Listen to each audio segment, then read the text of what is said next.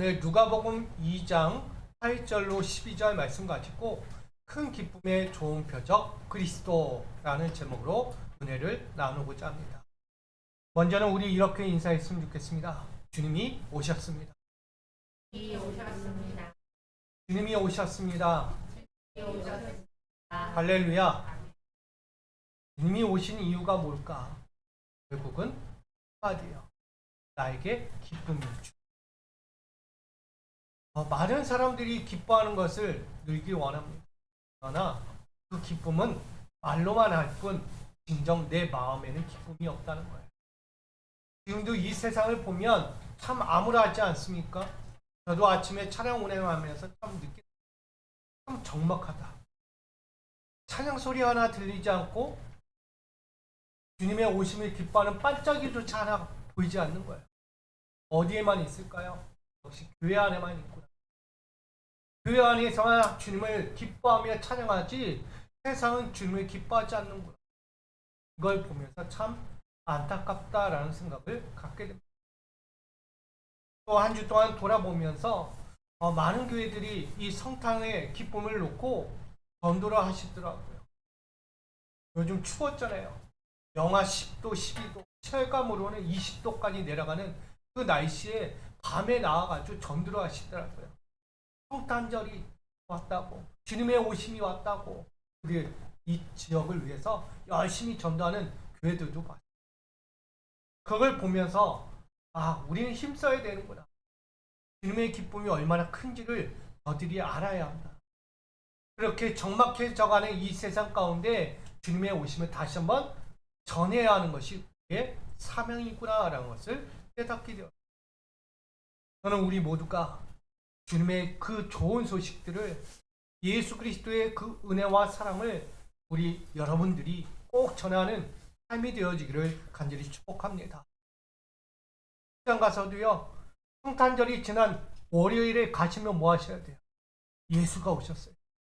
당신을 사랑하시는 예수님이 오셨습니다. 직원들 놓고, 내 동료들 놓고 한 번씩 축복하며 이야기하세요. 이미 하고 오신 분들도 있겠지만 안 하셨다면 월요일 꼭 가서 하고 오십시오. 기회입니다. 아멘. 다 했는지 안 했는지.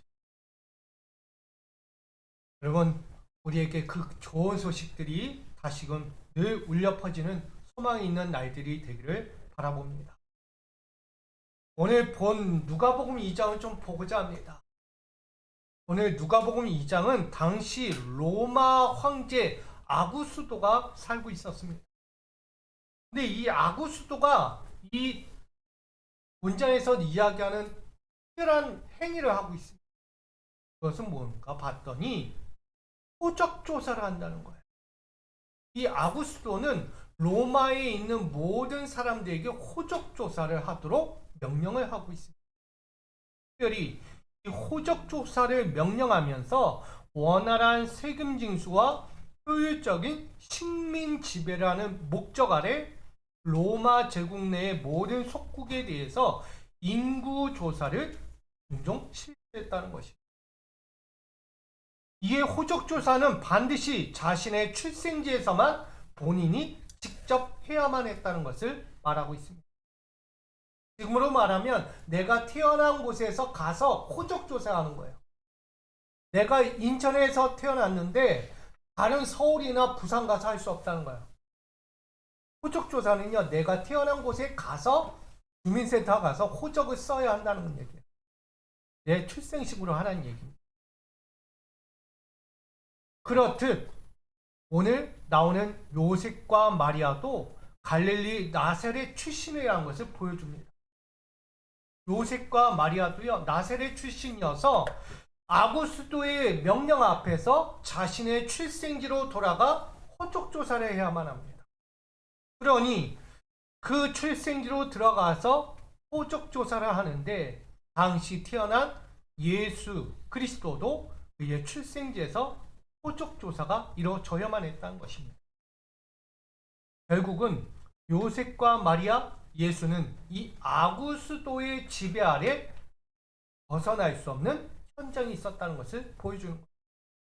결국 아구스도의 지배의 범주 아래에서 그들은 모두 살아야만 했다는 것입니다.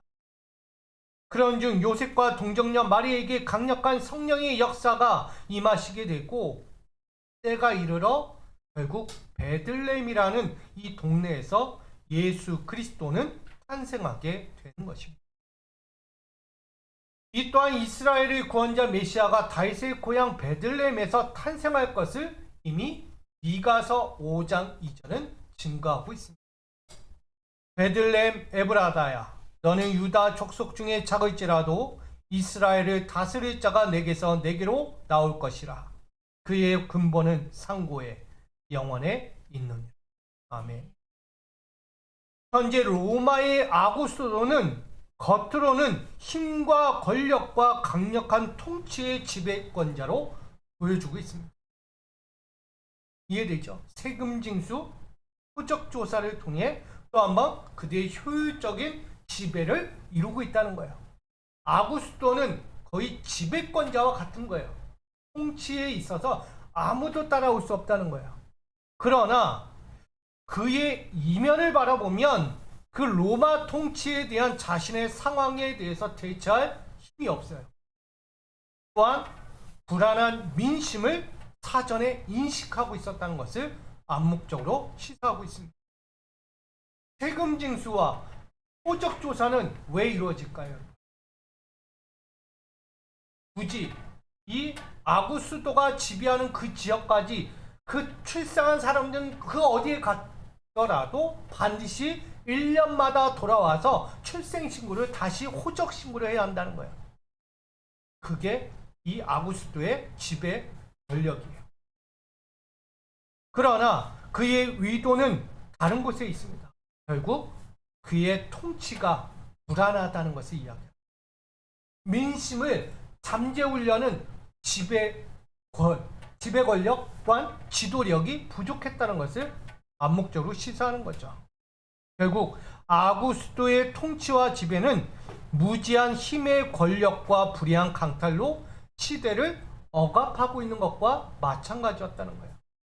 당시 유대 사회를요, 암묵적으로 휘어잡고 싶은 거예요. 힘으로, 권력으로. 뭐든지 통치는 어떻게 이루어져야 하죠? 이 땅을 이끌어가는 통치의 힘은 어디에 있을까요? 지혜, 명철, 총명함, 그리고 관계입니다. 그러나 이 아구스도는 전혀 그런 모습이 없어요. 오로지 억압, 강탈, 그리고 힘의 권력으로 그들 백성들을 다스리려고 했던 것입니다. 전혀 민심과 관계를 맺고 싶지 않아요. 그가 불안한 민심과 그의 불안한 통치를 잠재우기 위해서 호적조사의 이면에 그들을 모두 강압적으로 통치하려는 힘이 있었다는 것을 보여주는 것이죠. 이런 시대에 사는 자들 우리는 바라보는 거예요. 결국 여기에 뭐라고 이야기합니까? 마샬이라는 이 다스릴 자가 나오는 것입니다. 이 마샬이라는 것은 통치하며 지배권을 가지다라는 뜻을 갖고 있습니다.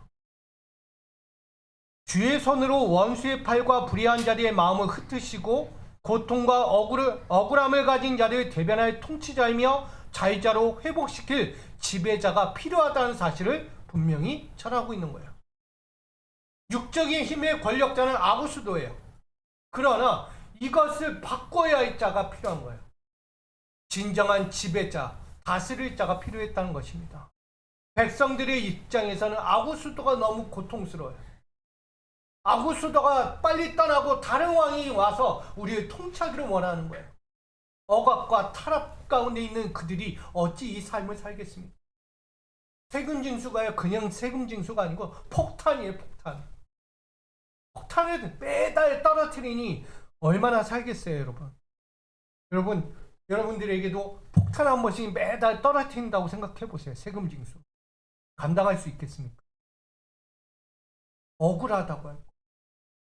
내가 왜 이렇게 돼야 하냐고.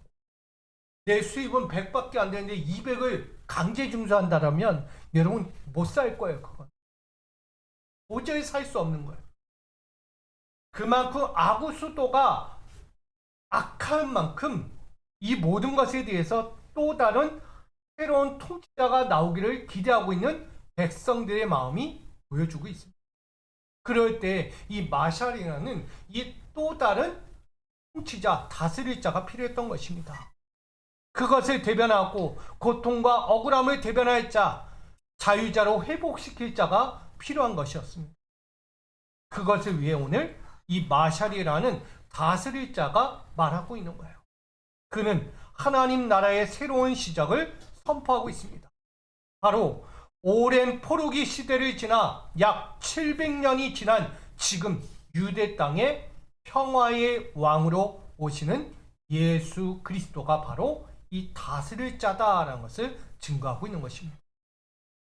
반면에 로마 통치의 불안 요소를 안고 있던 아우구스토에게 새 왕 예수 그리스도의 탄생은 절대적으로 그의 통치와 지배권에 위태로움을 가져올 수밖에 없었다는 것이죠. 우리가 알고 있듯이 무엇을 행하죠? 또다시 호적 조사를 해요. 인구 조사를 해요. 어린아이, 갓 태어난 아이, 3세 이하의 아이들 다 조사합니다. 그리하여 태어난 아이들을 어떻게 해요? 다 죽입니다. 이게 그의 자기 외에 왕이 없어야 돼요. 자기의 권력에 반하는 자는 사라져야 한다는 거예요. 유대 사회에 새로운 통치자가 태어난다니 있을 수 없다는 거예요. 뭐 하기 위해서? 뿌리부터 완전히 잘라버리기 위해서 그 모든 행위를, 악한 행위를 아구스토가 하는 거예요. 그럼에도 불구하고 예수 그리스도의 탄생은 반드시 이루어집니다. 그 탄생을 통하여 새 역사, 하나님의 나라가 다시 세워지는 것을 말하고 있습니다. 시대의 고통과 억울함에 놓인 사람들을 향해 우린 이렇게 말하죠. 샬롬이라고 말합니다. 샬롬은 평화, 복지, 번영, 행복, 건강, 완전, 안전이라는 뜻을 갖고 있습니다. 사람들의 내면이나 외면에 외적인 삶에 찾아오는 분쟁의 소재들, 권력, 다툼, 불화, 미완성의 삶들에 오늘 그 모든 것들을 완전히 잠식시키기 위해서 또한 영적인 부재, 하나님의 임재와 영적 완전한 충족을 채우지 못한 그들의 삶을 채워주기 위해서 그는 찾아오는 것입니다. 하나님의 언약의 실현과 안식과 평안으로서 선물을 주시는 완전한 구원의 완성을 선포하시는 것이 바로 샬롬이라는 것입니다. 샬롬은 그냥 오지 않는다는 거예요. 누군가가 들고 와야 하는 거예요. 직접 보여줘야 하는 거예요. 평화가 무엇인지, 하늘의 평화가 이 땅에서 어떻게 이루어지는지를 몸소 실천을 해줘야 하는 거예요. 말로 안들 이해합니까? 수만 번 말한다고 알아듣습니까? 쉽게 얘기하면 여러분 사랑한다고 말만 수백 번 해보십시오. 진짜 사랑하는 거 압니까? 그게 사랑인지 느껴집니까? 말로 수만 번 수천 번 해도 실천이 없으면, 행동이 보여지지 않으면 그냥 공허한 소리밖에 되지 않는 거예요. 사랑도요, 말에 있으면 행함이 필요한 것입니다. 그것처럼 하나님도 이 땅의 새 역사, 하나님의 다스릴 새 통치가 필요하다면 그에 따른 하나님의 샬롬이 몸소 보여지고 들려지고 느껴질 수 있어야 했다는 것입니다. 그걸 위해 오늘 평화의 왕 그분 예수 그리스도가 샬롬이 되어 우리 가운데 오신 것입니다. 그러니 우리는 이렇게 고백하게 되는 것이죠. 누가복음 2장 14절입니다. 함께 있습니다. 시작.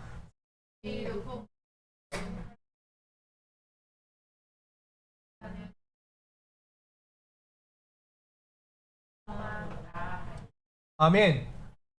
평화라는 이 샬롬의 인생은 우리 모두에게 찾아와야 하는 거예요.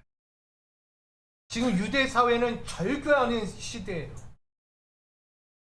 앞서 예수님이 오시기 전 암흑기 시대가 있었죠. 350년이라는 암흑기가 있었어요. 근데 그 이전에도 이미 암흑기는 저물어 있었다는 거예요. 그걸 아까 700년이라고 이야기했어요. 700년이라는 그 시간 동안 예수 그리스도가 등장하기까지 모든 인생들은 고통과 절망과 억울한 탄압 속에 인생을 살아왔다는 거예요. 한 시대가 죽고 또 다른 시대가 오고 또 시대가 죽고 또 다른 시대가 오고, 언제 메시아가 올까? 언제 나를 구원할 메시아가 올까? 이 땅의 정치 왕을 바꿀 메시아가 올까? 그 유대인들은 기다렸다는 것입니다. 그럴 때 그 인생들에게 찾아오신 예수 그리스도는 평화의 왕, 그들의 마음을 완전히 녹여버리게 됩니다. 때론 정치적인 왕으로 바라보일지라도 예수는 그들 앞에 마음의 위로가 되고 기쁨이 되고 소망이 되었던 것입니다. 그런 자들이 부를 이름 예수 그리스도입니다. 당연히 하나님께 마땅히 드려야 할 사람들의 신앙 고백과 같은 거예요. 하나님의 아들이신 그가 성육신하시어 구원의 역사를 실현하여 주시고 모든 주권을 믿는 자들의 구원을 위해 전적으로 쏟아부으시는 최상급의 사랑을 예수 그리스도가 갖고 오신 것입니다. 때론 죄와 불순종으로 하나님과 원수되었던 자들에게 먼저 십자가 구원의 손을 내밀어 주시고 모든 염려와 격한 감정들을 완전히 녹이시며 내외적인 진정한 평화를 다시 회복시킨 하나님과 그의 아들 예수 그리스도에 대하여 우리는 감사하며 찬양으로 화답해야만 하는 것입니다. 그래서 우리는 예수 그리스도의 샬롬, 이 샬롬을 우리는 또 다른 면으로 바라보게 됩니다. 이 샬롬은 곧 하나님의 통치이자 완전한 지배다. 저는 이렇게 말하고자 합니다. 여러분, 하나님이 예수 그리스도를 통해서 새로운 역사, 하나님의 나라를 새롭게 세워가는 통치가 있다는 거예요. 그게 무슨 통치일까요? 바로 샬롬의 통치라는 거예요. 유대 사회는 이 샬롬의 통치가 필요했던 거예요. 아픔이 많아요. 고통이 많고 눈물이 많았어요. 우리도 한 해를 돌아보면 눈물도 많고 고통도 많았고 근심도 많았고 원치 않는 상황에 놓인 상황들을 우린 많이 겪으며 살아왔습니다. 결국 뭐가 필요했을까요? 우리에게 샬롬이라는 이 평안이 필요한 거예요. 그 평안을 위해 다시금 우리에게 찾아오시는 거예요. 2000년 전 오신 예수 그리스도, 우리 2000년 후에 지금 예수 그리스도를 맞이하고 있어요. 다시 하면 마라나타예요. 재림 예수를 기다리는 거예요. 언젠가 다시 오신 그분을 만날 때 나는 그 평화의 예수를 만나는 거예요. 나에게 기쁨의 예수, 회복의 예수를 만나는 거예요. 여러분, 지금 그 예수를 지금 만나기를 소망합니다. 언젠가 만날 그 예수가 아니고 지금 이 시간 나에게 찾아와 주신 평화의 예수, 샬롬의 예수, 나의 인생을 만져주실 예수를 만나야 합니다. 그런 의미에서 오늘 큰 기쁨의 좋은 표적은 무엇을 의미하는 것일까? 이 표적이라는 것이 있죠. 이 표적은 사람이나 사물을 인식하는 특별한 증거라는 것입니다. 즉, 메시아이며 구세주이신 예수 그리스도는 눈에 보이는 확실한 표시이자 시대의 완성이라는 것입니다. 아멘. 예수 그리스도는 내 눈에 지금 보여지는 분이에요. 확실한 증거라는 거예요. 그게 표적이라는 것입니다. 죄와 불순종의 종식이 되며 하나님의 약속과 구원의 완성을 열어가는 새 시대의 선포와 같다는 것입니다. 그 은혜의 선포, 그 은혜의 표적이 바로 예수 그리스도예요. 그 예수를 우린 세 가지로 바라보게 됩니다. 첫 번째, 강보에 쌓여있는 표적을 우린 바라보게 됩니다. 여기에 강보에 쌓여있는 스파르가노라는 단어가 있습니다. 이 뜻은 갓 태어난 아기의 몸을 단단하게 싸매는 청과 같다라고 말합니다. 우리 아이를 다 키워보셨잖아요.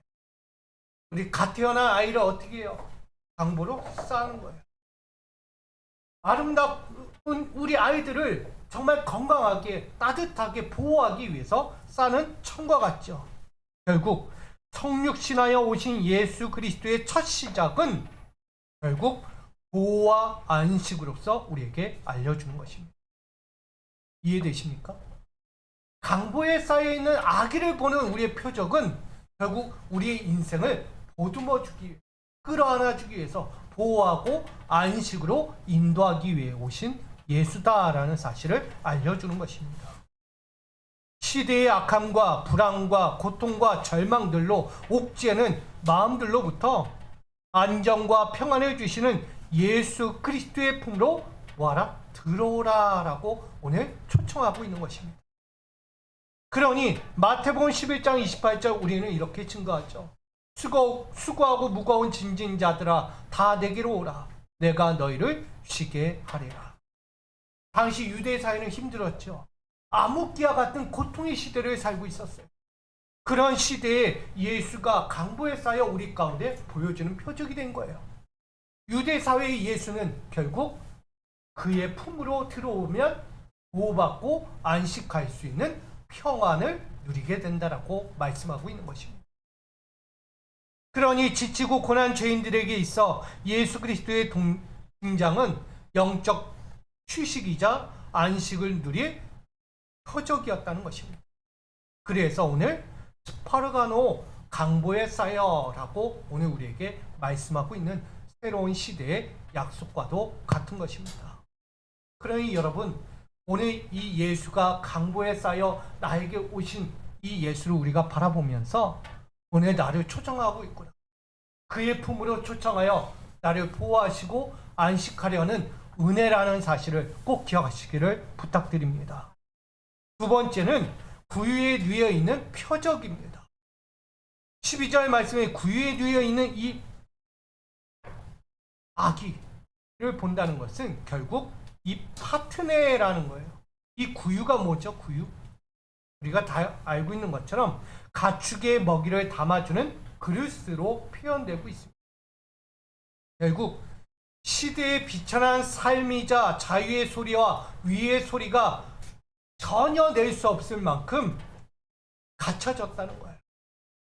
당시 유대 사회는요, 자기 소리를 낼 수가 없어요. 자기의 의도를 드러낼 수 없는 시대라는 거예요. 위의 소리? 절대 낼 수 없어요. 누가 왕이에요? 아구스토가 왕이에요.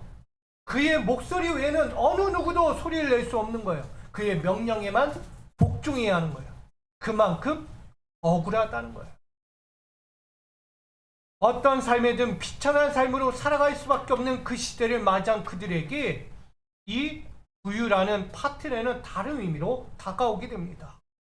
결국 갇혀진 노예 인생 같은 그들에게 그들의 삶으로 성육신하여 오신 예수 그리스도의 두 번째 시작은 결국 낮은 자가 되어 비천한 자를 돌아보시는 주님을 이야기하고 있는 것입니다. 우리가 다 알고 있죠. 주님은 낮은 자의 하나님이세요. 주님은 낮은 자로 오셔서 우리 가운데 똑같은 삶으로 걸어가신 거예요. 비천한 인생에 처할 줄 알고 가난함에도 처할 줄 알고 고통에도 처할 줄 알고 고난과 시련에 빠져 눈물을 흘리는 인생도 예수 그리스도가 경험을 다 했어요. 결국 그 인생으로 똑같이 경험하려고 체험되어지려고 오신 거예요. 결국 시대의 힘과 권력과 강력한 통치의 지배권자들로부터 받는 이 억울함에서부터 이 사람들을 어떻게 대하고 있는가? 같은 공감을 하고 있다. 같은 자리에 처하고 있다는 거예요. 같은 삶으로 함께 그 시간을 나아가겠다는 의미가 담겨 있다는 거예요. 그게 바로 이 파트너라는 구유입니다. 여러분 단순히 예수님께서 말구유에 누였어 라고 생각하지 마세요. 이 말구유라는 것은 동물이 먹는 음식의 그릇이잖아요. 그런 그릇의 음식에 예수가 누였다는 것은 결국 비천한 인생의 삶을 먹고 사는 이들, 그들의 삶에 나 예수를 동참한다. 안다는 거죠. 내 백성들의 아픔과 고통과 눈물을 안다. 나는 그걸 이 기간, 이 땅에 오기까지 나는 늘 기억하고 바라봤어라는 이야기입니다. 그러니 그들의 인생 가운데 찾아오려면 끝까지 예수도 낮아져야만 했던, 그리고 복종도 필요했던 것입니다. 그것을 우리는 빌립보서 2장 8절을 통해 바라보게 됩니다. 함께 있습니다. 시작. 사람의 모양으로 나타나사 자기를 낮추시고 죽기까지 복종하셨으니 곧 십자가에 죽으심이라. 아멘. 예수 그리스도의 십자가의 죽음은 바로 여기 있는 거예요. 저들의 아픔을 아니까, 저들의 삶을 내가 똑같이 느껴야 저들이 이해하고 구원의 자리로 바뀔 수 있어요. 아구수도에 의존하는 인생이 아니라 이제는 새 시대를 위할 예수 그리스도를 통해 하나님의 나라 새 시대를 바라봐야 한다는 것을 전하고 있는 것입니다.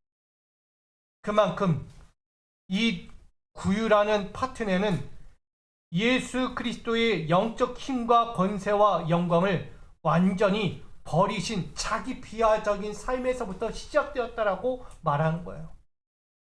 예수는 자기 삶을 버렸어요.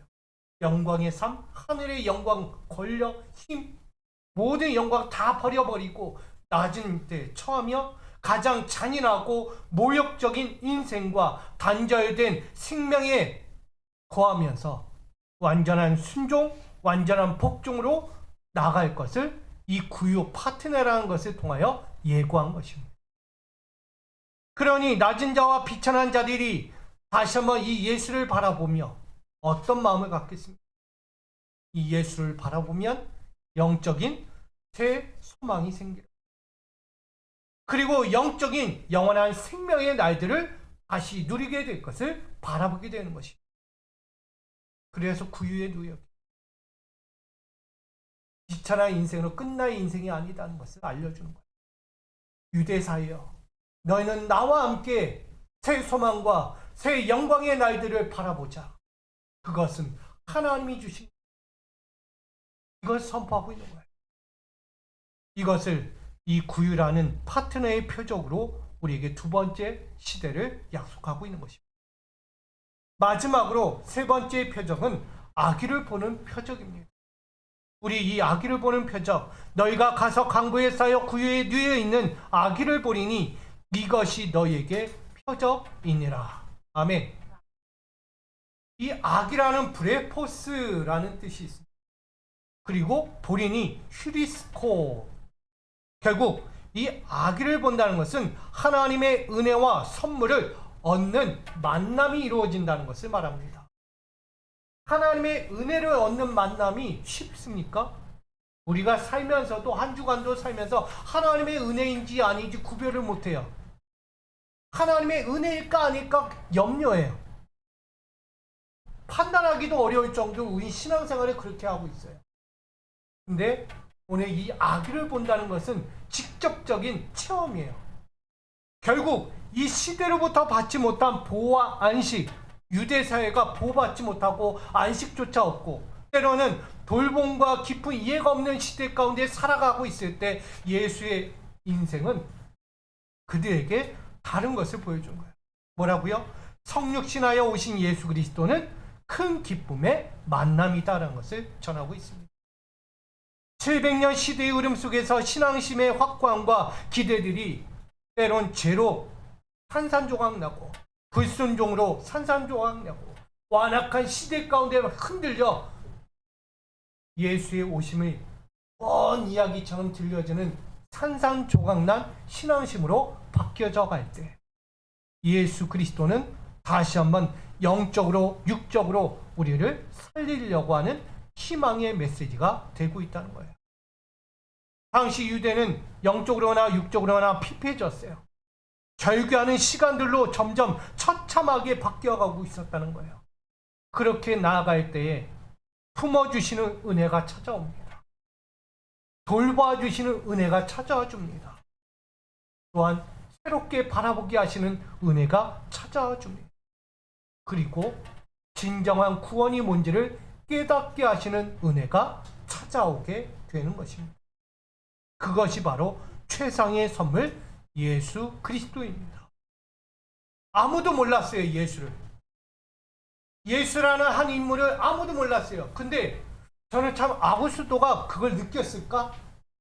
아구스도가 왜 그 아기 새 왕 예수 그리스도에 대해서 비록 어린 아기인데 그가 뭐라고 그 아이를 찾기 위해 수천만의 아이를 다 학살을 했을까?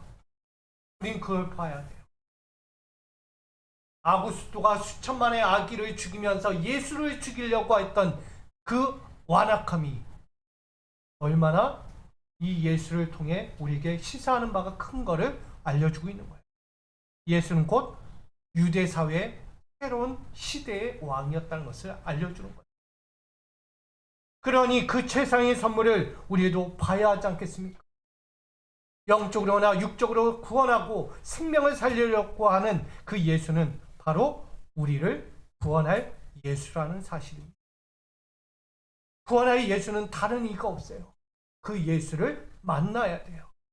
그러기에 죄인 되었던 우리 가운데 찾아와 만나주시는 예수 그리스도를 우린 그 표적으로 알아야 하는 것입니다. 그것을 마태복음 1장 21절은 이렇게 증거합니다. 함께 있습니다. 시작. 아들을 낳으리니 이름을 예수라 하라. 이는 그가 자기 백성을 그들의 죄에서 구원할 자이심이라 하니라. 아멘.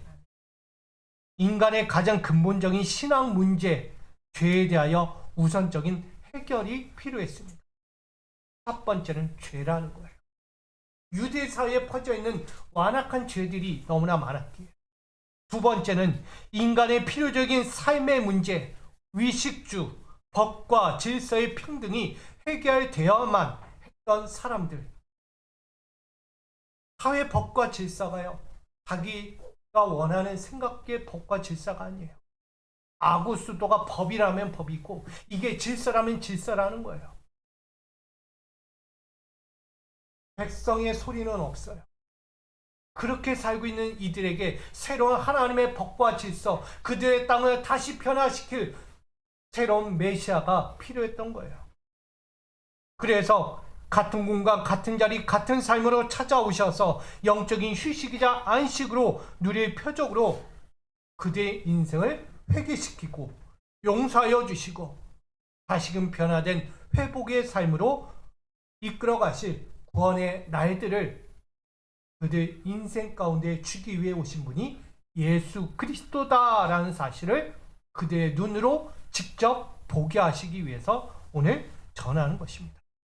그것이 바로 아기를 보리니 라고 이야기하는 것입니다. 이게 바로 세 번째 표적. 오늘 세 가지 표적을 봤어요. 강보에 쌓여있는 아기, 그리고 부유에 뉘어있는 아기, 그리고 진정한 예수 그리스도라는 아기를 우리는 세 개를 본 거예요. 이 표적이 우리 시대의 표적이라는 것입니다. 그래서 누가복음 2장 10절은 우리에게 말하고 있는 것입니다.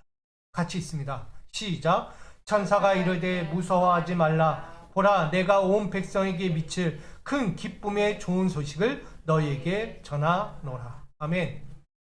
이 세 가지의 표적은 우리에게 어떤 소식? 큰 기쁨의 좋은 소식이라는 거예요. 좋은 소식은 유앙겔리온입니다. 유앙겔리조, 또 소식을 전하다, 알리다, 선포하다라는 뜻을 갖고 있습니다. 화평과 기쁨의 근원이신 메시아 그리스도를 기다리며 먼저는 죄로부터 자유하며 정치적, 경제적 구원까지 뛰어넘는 하나님의 놀라운 은혜의 구원의 선물을 기다리는 자들에게 오늘 오신다라고 말하는 거예요. 죄인 되었던 자들에게 오시고 그들의 흔들리는 신앙에, 그들의 인간의 약함에 찾아오실 주님을 기다리면 만날 수 있다라는 것을 전하고 있는 것입니다.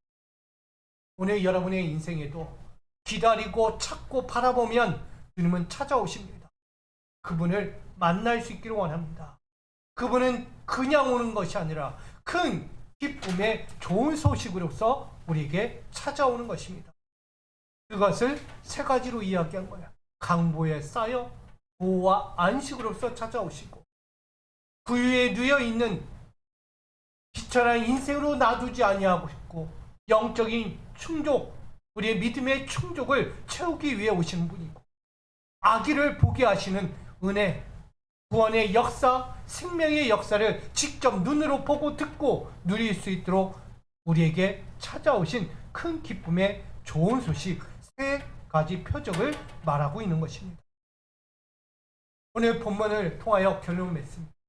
오늘 누가복음 2장 8절로 12절, 큰 기쁨의 좋은 표적 예수 그리스도. 예수 그리스도께서 성육신하시어 오신 이유는 첫 번째는 하나님 앞에서 죄로 인하여 두려움을 가진 존재로 살게 하지 않기 위해서 우리에게 찾아오시는 것입니다. 죄로 인하여 우리는 갇혀 있으면 안 돼요. 강보에 쌓여 있는 것은요, 죄라는 강보에 쌓이면 안 되고 하나님의 은혜라는 강보에 쌓여야 합니다.